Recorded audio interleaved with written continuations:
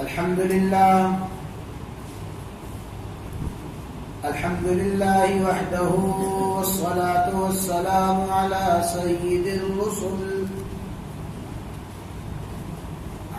سيد الرسل وخاتم الأنبياء.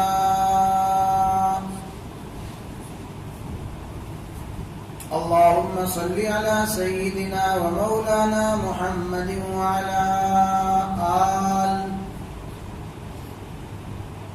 وعلى آل سيدنا ومولانا محمد وبارك وسلم وصل عليه.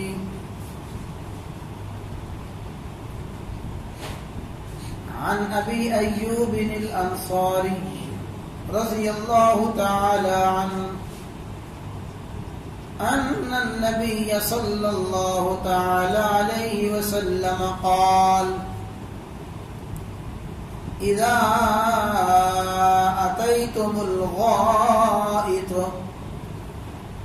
فلا تستقبلوا القبلة ولا تستدبروها ببول ولا غائط ولكن شرقوا أو غربوا. وعن أبي هريرة رضي الله تعالى عنه قال: أن النبي صلى الله تعالى عليه وسلم قال: الفطرة خمس أو خمس من الفطرة: الختان والاستحداد وتقليم الأظفار ونطف الإبط وقص الشارب، أو كما قال النبي صلى الله تعالى عليه وسلم.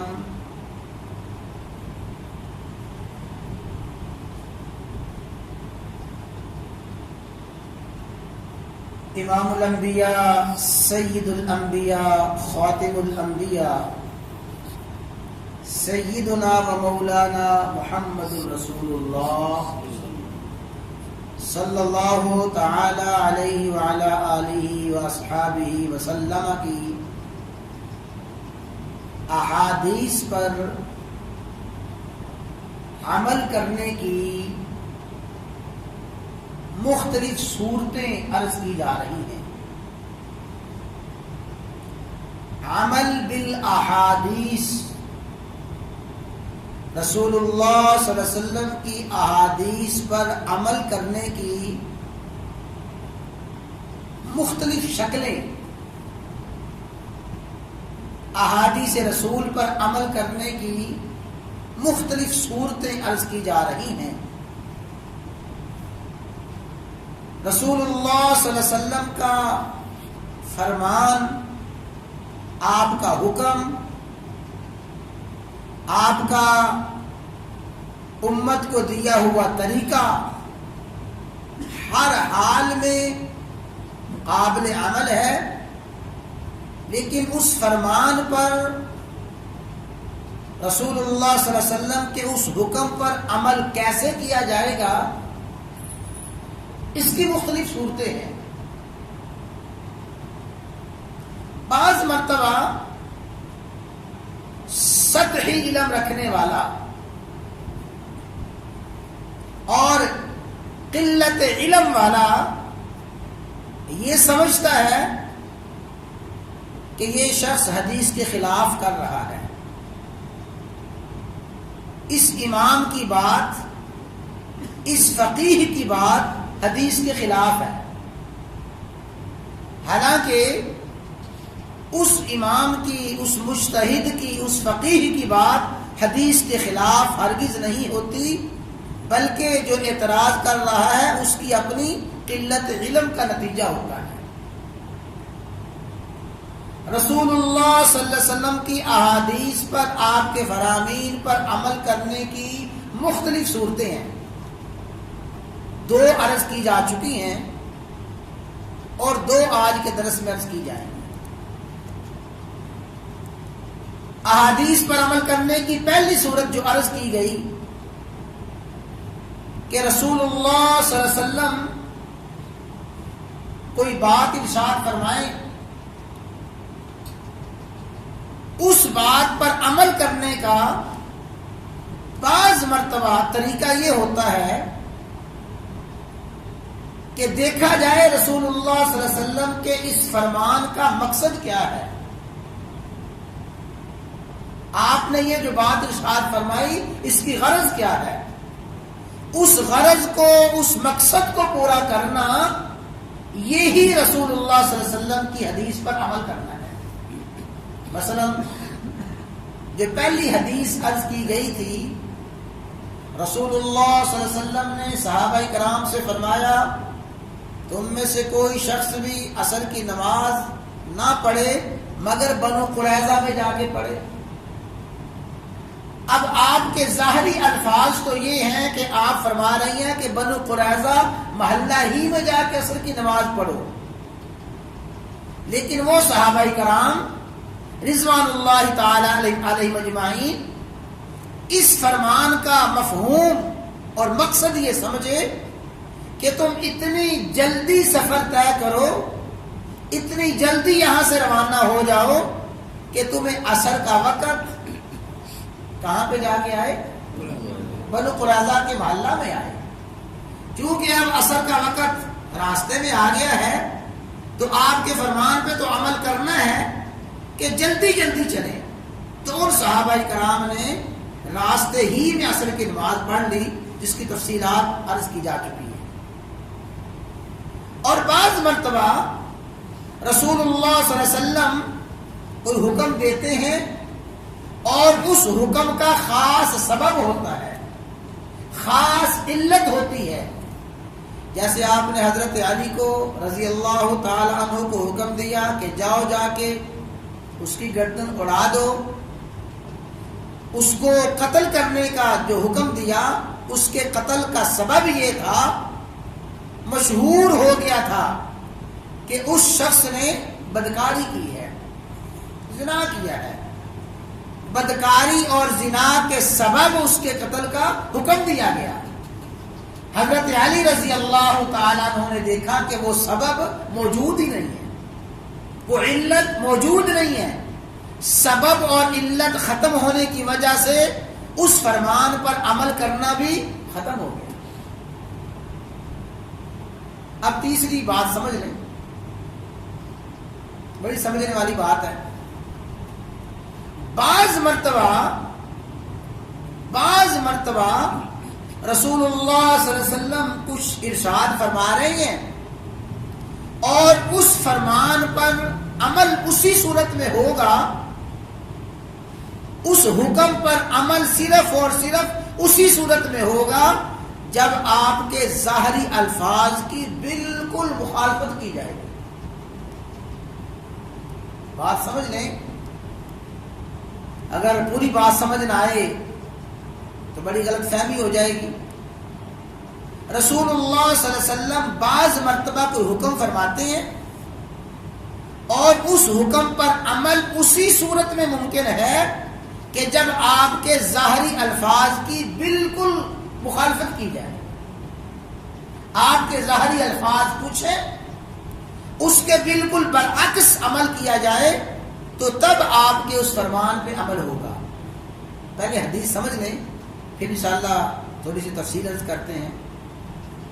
حضرت ابو ایوب انصاری رضی اللہ تعالیٰ عنہ فرماتے ہیں رسول اللہ صلی اللہ علیہ وسلم نے ارشاد فرمایا اذا اتیتم الغائط، جب تم میں سے کوئی شخص قضائے حاجت کو جائے، فلا تستقبلوا القبلۃ، نہ قبلے کی طرف منہ کرے، ولا تستدبروها، نہ قبلے کی طرف پشت کرے، ببول ولا غائط، پیشاب ہو، پخانہ ہو، چھوٹا بڑا پیشاب ہو، چاہے چھوٹا پیشاب کرے بڑا پیشاب کرے، تو اس وقت نہ قبلے کی طرف منہ کرے اور نہ ہی قبلہ کی طرف پیٹھ کرے.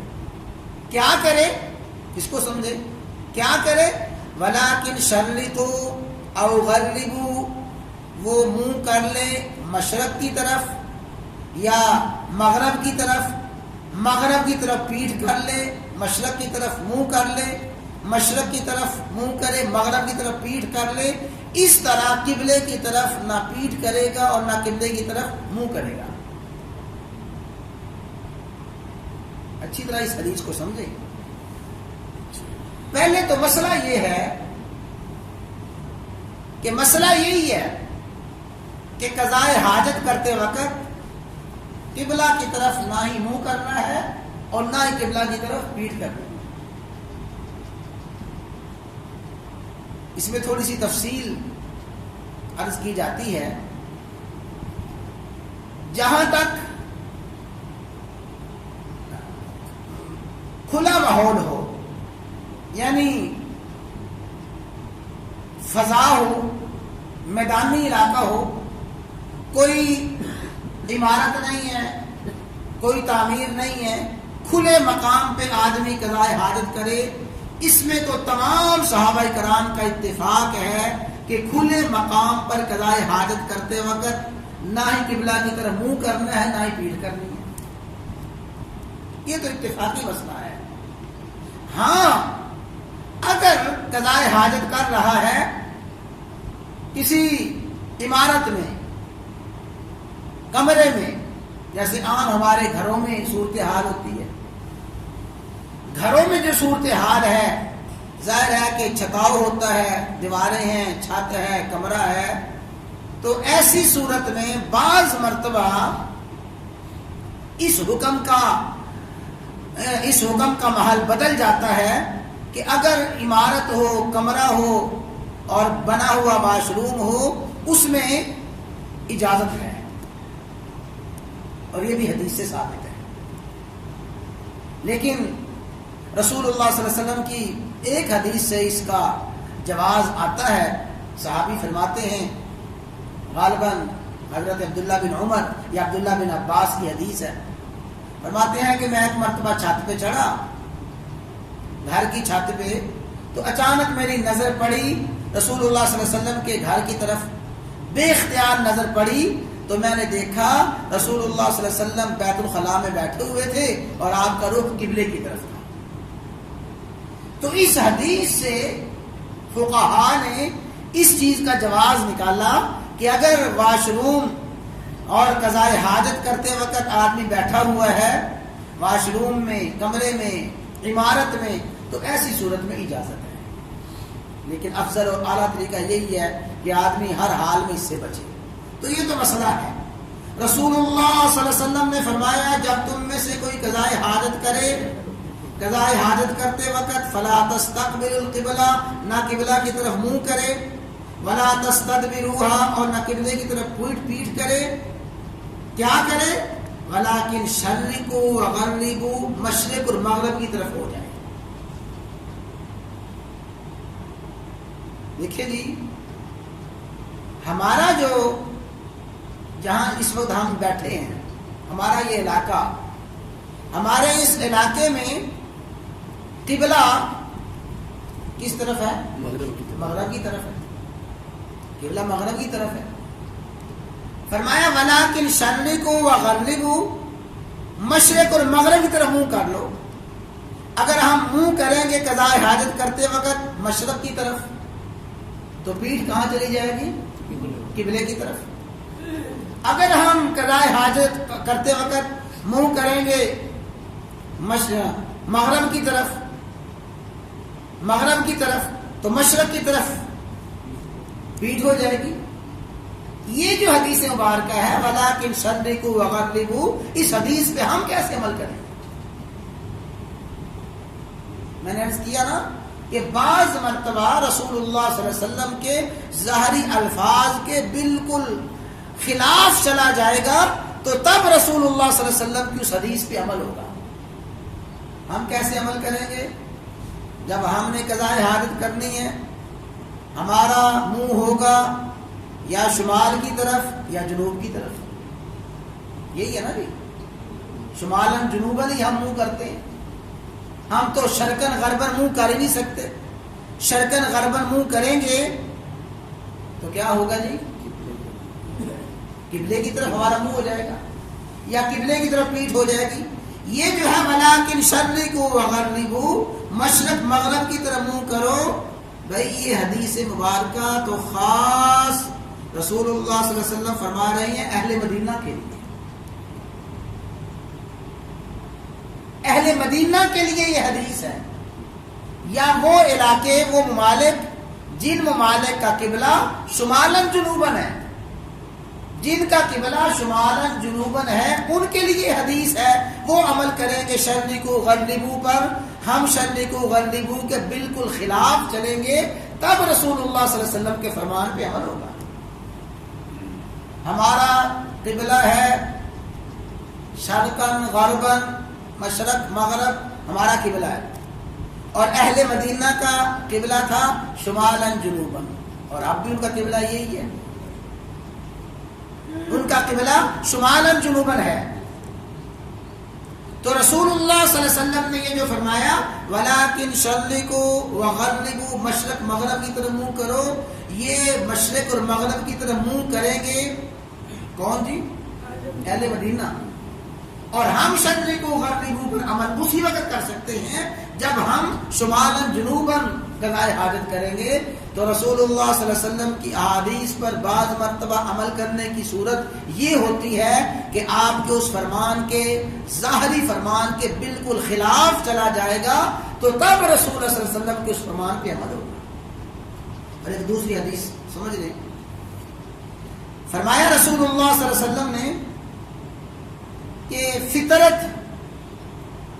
فطرتی کام 5 ہیں، فطرتی کام 5 ہیں، اور ایک حدیث میں فرمایا 10 ہیں۔ فطرت کی کیا تشریح ہے؟ ایک تشریح یہ ہے کہ فطرت وہ کام ہے جو تمام انبیاء کرام علیہ السلام نے کیے۔ ہر نبی کی شریعت میں جن باتوں کی تعلیم دی گئی اور جن کام کرنے کا حکم دیا گیا ان کو فطرت کہا گیا۔ فرمایا فطرت 5 ہیں، اور ایک حدیث میں فرمایا فطرتی چیزیں 10 ہیں: الختان والاستحداد وتقلیم الاظفار، ختان ختنہ کروانا، استحداد زیر ناف بال صاف کرنا، تقلیم الاظفار ناخن کاٹنا، نطف الابط، اور ابط زیر بغل بال اکھاڑنا، قص الشارب اور مونچھیں کاٹنا۔ یہ 5 چیزیں ہیں، اور اس کے علاوہ بھی دوسری حدیث میں فرمایا 10 چیزیں۔ تو یہ 10 چیزیں ہیں جو تمام انبیاء کرام علیہ السلام کے شریعتوں میں رہی ہیں۔ یہاں جو بات سمجھنی ہے وہ یہ، ان میں فرمایا وَنَطْفُ الْإِبِطِ، زیر بغل بالوں کو نطف اکھاڑنا، زیر بغل بالوں کو اکھاڑنا۔ نطف کا ترجمہ تمام اہل لغت کے ہاں اکھاڑنا ہے۔ رسول اللہ صلی اللہ علیہ وسلم کی اصل سنت اور طریقہ بالوں کو نوچنا، اکھاڑنا ہے۔ اگر بال نرم ہوں ہاتھ سے کھینچ کے اکھاڑے جا سکتے ہیں، بال چھوٹے ہوں موچنے سے اکھاڑے جا سکتے ہیں، تو اصل زیر بغل بالوں کو اکھاڑنا اور نوچنا ہی رسول اللہ صلی اللہ علیہ وسلم کی سنت مبارکہ ہے۔ لیکن مجھے بتائیں، ہم یہاں جتنے بیٹھے ہوئے ہیں، ہم میں سے کوئی اس طریقے پہ عمل کرتا ہے کہ زیر بغل بالوں کو اکھاڑے اور نوچے؟ عمل نہیں کرتا۔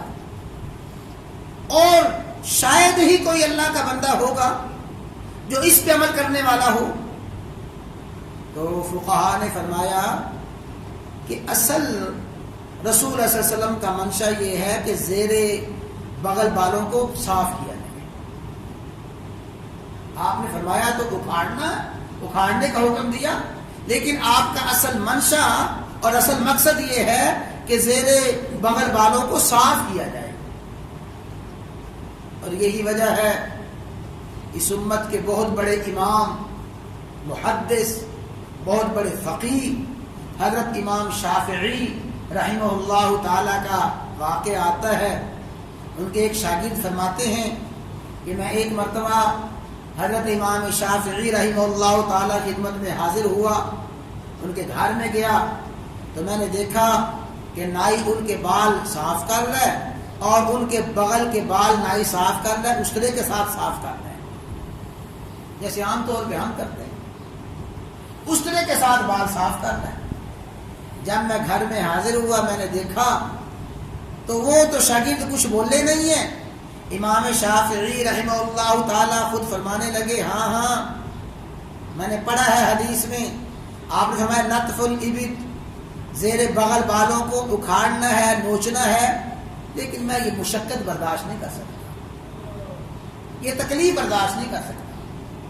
تو ظاہر ہے کہ ہم بھی اس مشقت اور تکلیف کو برداشت نہیں کر سکتے۔ رسول اللہ صلی اللہ علیہ وسلم کے فرمان کا اصل منشا یہ ہے، آپ کے فرمان کی غرض یہ ہے کہ زیر بغل بالوں کو صاف کر دیا جائے، وہ موچنے سے اکھاڑا جائے، ہاتھ سے اکھاڑ لیا جائے، یا جیسے ہم مسترے سے صاف کرتے ہیں، یا اور بعض لوگ بعض پاؤڈر وغیرہ تو کیمیکل لگا کے صاف کر لیتے ہیں، تو بس زیر بغل بالوں کو صاف کر لیں، رسول اللہ صلی اللہ علیہ وسلم کے فرمان پہ عمل ہو جائے گا۔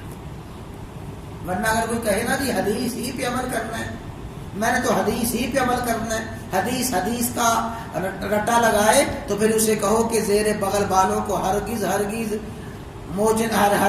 استرے سے صاف نہ کرنا، بلکہ اگر صحیح حدیث پہ عمل کرنا ہے تو کیا کرے؟ اکھاڑے بال، تب پتہ چلے گا کہ حدیث پہ کیسے عمل ہوتا ہے۔ تو رسول اللہ صلی اللہ علیہ وسلم کی احادیث پر عمل کرنے کی ایک صورت یہ ہے کہ آپ کے ظاہری فرمان کو، ظاہری الفاظ کو نہیں دیکھا جائے گا، ظاہری الفاظ کے بالکل برعکس عمل کیا جائے گا، تب آپ کے فرمان پہ عمل ہوگا، جیسے وَلَٰكِنْ شَرِّكُوا وَغَلِّظُوا۔ اور بعض مرتبہ حضور نبی کریم علیہ الصلوۃ والسلام کے فرمان پہ عمل کرنے کا مقصد یہ ہے، دیکھا جائے گا کہ آپ کے اس فرمان کی غرض کیا ہے۔ آپ کے فرمان کی غرض یہ ہے کہ زیر بغل بالوں کو صاف کر لیا جائے، بس زیر بغل بالوں کو صاف کر لیں، جیسے بھی صاف کر لیں، آپ کے فرمان پہ عمل ہو جائے گا۔ اور حدیث مبارکہ پر عمل کرنے کی اور بھی 2-4 صورتیں حدیث میں بیان فرمائی گئی ہیں، اسے عرض کیا جائے گا۔ تو بھئی اصل تو یہ ہے کہ اس بات کو سمجھا جائے کہ یہ جو تھوڑا سا ایک علمی عنوان شروع ہوا ہے اور بظاہر خشک موضوع ہے، کہ اس کا مطلب کیا ہے کہ بعض لوگ احادیث پر عمل کرنے کی بات کرتے وقت اس بات کو بھول جاتے ہیں کہ حدیث پہ عمل کرنے کی کیا صورت ہے۔ بھئی ہم نے تو حدیث پہ عمل کرنا ہے، حدیث پہ عمل کرنا ہے، بس حدیث پہ عمل کرو۔ اللہ کے بندو ہر حال میں حدیث پہ عمل کرو، لیکن دیکھو اس حدیث پہ عمل کرنے کا مطلب کیا ہے۔ اللہ تعالیٰ یہ بات سمجھنے کی